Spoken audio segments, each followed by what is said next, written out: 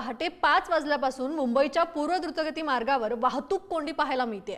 मुंबईच्या पूर्व द्रुतगती मार्गावर पहाटे 5 वाजता क्रेनचा अपघात झाला।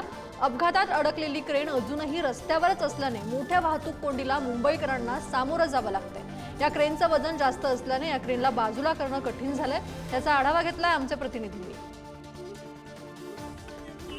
पूर्व द्रुतगती मार्गावर जो अपघात झाला होता त्यामध्ये क्रेन जी आहे ती अशा रीती पडली होती आणि ती पूर्णपणे हा जो पूर्व द्रुतगती मार्ग आहे तो बंद करण्यात आला होता।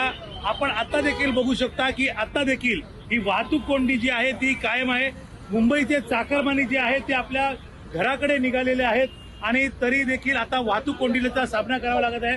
आपण जर पाहिलं तर हे मुंबई फायर ब्रिगेड असेल, मुंबई अग्निशमन दल असेल किंवा जे मुंबई पोलीस असतील ते देखील या ठिकाणी कार्यरत आहेत आणि ही जी क्रेन आहे ती उचलण्याचं काम जे आहे ते मोठं काम जे आहे ते मुंबई पोलीस आणि फायर ब्रिगेड करत आहेत। त्याचप्रमाणे क्रेन जी अवाढव्य क्रेन आहे त्या क्रेनला उचलण्याचं मोठं काम जे आहे ते आता हाती घेतलेलं आहे। तर सर्वात महत्वाचं म्हणजे आता आपण जर पाहिलं तर जी चाकरमानी जो आहे तो मुंबई घराच्या दिशेने निघतो आणि यावेळेला वाहतूक कोंडी पाहायला मिळते। त्यामुळे इथे रांगाच्या रांगा ज्या आहेत त्या लागलेल्या आहेत आणि आता ही वाहतूक कोंडी काढण्याचं काम जे आहे ते मुंबईचे वाहतूक पोलीस करत आहेत। व्हिडिओ जर्नलिस्ट आर्यसह मी प्रशांत अंकुशराव, पुढारी न्यूज, मुंबई।